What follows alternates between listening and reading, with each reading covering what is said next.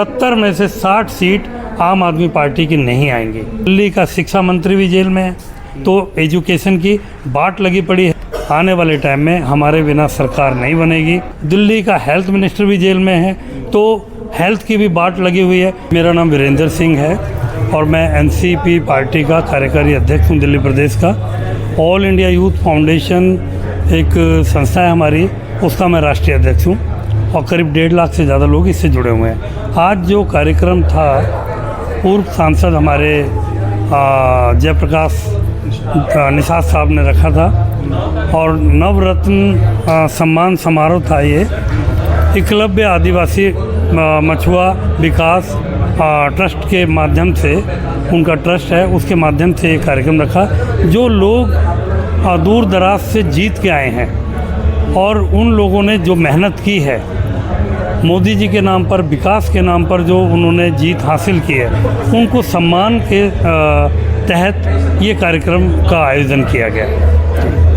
जी, आज प्रधानमंत्री ने जो है करीब 2.5 घंटे तक भाषण दिया लोकसभा में, तो उस पर आपकी क्या प्रतिक्रिया है? क्या देखिए, यशस्वी प्रधानमंत्री जी 2.5 घंटे नहीं, वो जो 24 घंटे में से 18 घंटे काम ही करते हों और जिनका पूरा जीवन ही राष्ट्रीय राजनीति के तहत चला गया हो, उनके लिए 2.5 घंटे संसद में बोलना ये तो बहुत छोटी चीज़ें हैं। वो विकास के काम में लगे हुए हैं और वो वही बातें 2.5 घंटे में पूरी कर रहे हैं। उनकी एक ही लाइन है कि मैंने इस धरती पे अगर आया हूँ तो ऐसा काम करके जाऊँगा जो हिस्ट्री के लाइफ अकाउंट में नाम दर्ज होगा, और उसमें एक एक कदम उनका आगे बढ़ता जा रहा है। आप जितने भी कार्यक्रम ले लीजिए प्रधानमंत्री जी के, चाहे वो धारा 370 थी, चाहे वो राम मंदिर था, या आगे भी ट्रिपल तलाक था, या आगे भी जितने भी वो कार्यक्रम लेके आ रहे हैं, वो आम जनमानस के लिए मील का पत्थर साबित होने जा रहे हैं। तो प्रधानमंत्री जी का तो 2.5 घंटे बोलें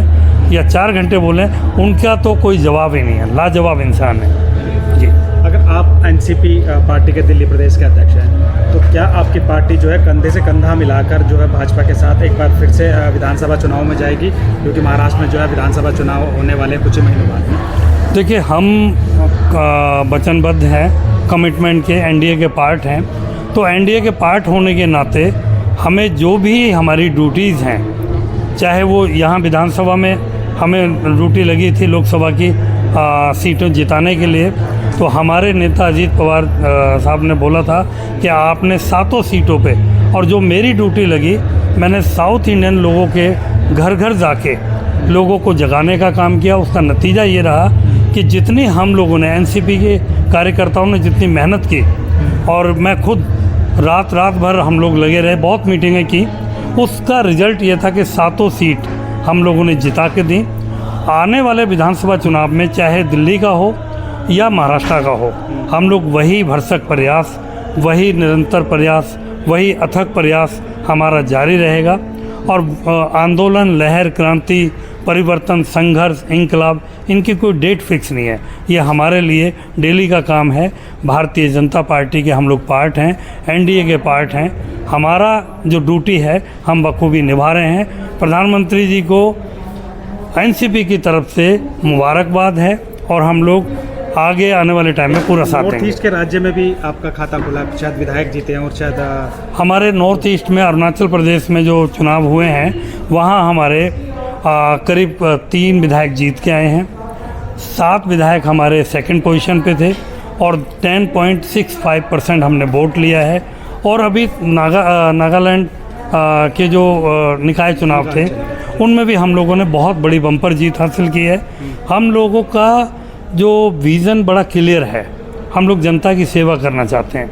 और दिल्ली में भी आने वाले टाइम में जो हम लोग मेहनत कर रहे हैं, आने वाले टाइम में हमारे बिना सरकार नहीं बनेगी। एनसीपी का बड़ा रोल रहेगा। दिल्ली विधानसभा चुनाव में भी आप लोग प्रत्याशी उतारेंगे अपनी पार्टी से एनसीपी से? ये भाजपा के साथ गठबंधन करेंगे या अकेले लड़ेंगे? क्योंकि अभी चुनाव तो खैर दूर है, अभी जनवरी के आसपास, फरवरी में चुनाव है। आप सही कह रहे हैं कि दूर है चुनाव। हम लोगों की तैयारी कल के चुनाव की है कि अगर कल भी दिल्ली में डिक्लेयर हो जाता है चुनाव, क्योंकि जो दिल्ली जेल से चल रही है, दिल्ली वालों का उसमें कसूर नहीं है। दिल्ली के लोगों के साथ धोखा हो रहा है। दिल्ली की कोई भी फाइल पास नहीं हो रही। दिल्ली में जंगल राज सा हो गया है। दिल्ली का कोई भी माई बाप नहीं है, लावारिस हो गई दिल्ली। क्योंकि दिल्ली का शिक्षा मंत्री भी जेल में है, तो एजुकेशन की बाट लगी पड़ी है। दिल्ली का हेल्थ मिनिस्टर भी जेल में है, तो हेल्थ की भी बाट लगी हुई है। शिक्षा और चिकित्सा आम जनता की बेसिक नीड है। और पानी का बुरा हाल आपने देखा ही है, दिल्ली में बाढ़ जैसा माहौल हो गया एक दिन की बारिश में। तो ये जो सरकार है अपने पूरी तरह से फेल हो गई है। ये सरकार जो जेल से अरविंद केजरीवाल सरकार चला रहे हैं, नैतिकता के आधार पे उनको रिजाइन करना चाहिए था। ये सबसे रिजाइन मांगते घूमते थे, इस्तीफा मांगते थे, लेकिन आज उनको शर्म आनी चाहिए कि वो कहते मैं जेल से चलाऊँगा। इनको सबसे पहले रिजाइन करना चाहिए था। आने वाले टाइम में उनको पता है अगर रिजाइन कर दिया तो वो आदमी कभी भी सत्ता में नहीं आ पाएगा। तो वो 6 महीने जो बचे हुए हैं उसको भोगना चाहते हैं, उसमें और भी 2-4 घोटाले बड़े करना चाहते हैं। इसी वजह से वो लोग रिजाइन नहीं कर रहे हैं। और आने वाला टाइम इनके लिए इतना बुरा होने वाला है, जो 70 में से 67 दे के दिल्ली वालों ने रिकॉर्ड बनाया, एक और रिकॉर्ड बनाने वाले हैं फरवरी में। 7 फरवरी को जब चुनाव होगा और जब 10 फरवरी को रिजल्ट आएगा, तो आप देखिएगा 70 में से 60 सीट आम आदमी पार्टी की नहीं आएंगी। ऐसा दिल्ली वालों ने मन बना लिया है। उनको पता है ये भ्रष्टाचारी लोग हैं। इंडिया अगेंस्ट करप्शन का नाम लेके आए थे, सबसे बड़े करप्शनबाज यही लोग हैं। तो आने वाला टाइम इनके लिए बुरा है। और हम लोग एनसीपी के मैं कार्यकारी अध्यक्ष होने के नाते, दिल्ली प्रदेश का कार्यकारी अध्यक्ष होने के नाते हम लोग आपको विश्वास दिलाते हैं। हम लोग बूथ लेवल पे कार्रवाई हमने चालू कर दी है। जहां विधानसभा में हमारे 250 बूथ हैं, तो कहीं हमने 50 तैयार कर दिए हैं, कहीं हमने 150 तैयार कर दिए हैं। हम लोगों के बिना सरकार नहीं बनने वाली। अगर हम मिलके चुनाव लड़ेंगे तब भी, और अगर हम अलग भी लड़ेंगे तब भी सरकार हमारे बिना नहीं बनेगी। मिलकर यानी भाजपा के साथ मिलकर आप जी, भाजपा के साथ हम एनडीए के अलायंस हैं। तो हमारा अलायंस अगर विधानसभा में भी जारी रहता है या होता है, तो हम एब्सोल्यूट सरकार बना रहे हैं। हमारे बिना सरकार किसी की नहीं बन रही।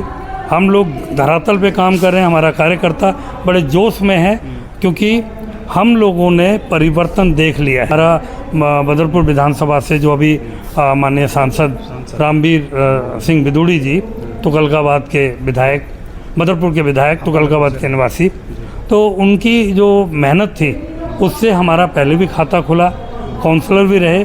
और अभी मैंने 4 मई को बदरपुर विधानसभा में एक कार्यालय खोला है विधानसभा का, और पूरे ज़िले में हमने वो काम किया है। मैं आपको एक वार्ड पे, एक बूथ पे हमने कार्यकर्ता खड़ा कर दिया है। बहुत जल्द हम लोग एक बड़ी रैली करने जा रहे हैं। परिवर्तन संकल्प पद यात्रा शुरू करने वाला हूं मैं बहुत जल्द, और दिल्ली की जनता को बताने वाला हूं कि आपके साथ कितना बड़ा छल हुआ है। ये जो सरकार है इसको उखाड़ फेंकने का काम कीजिए।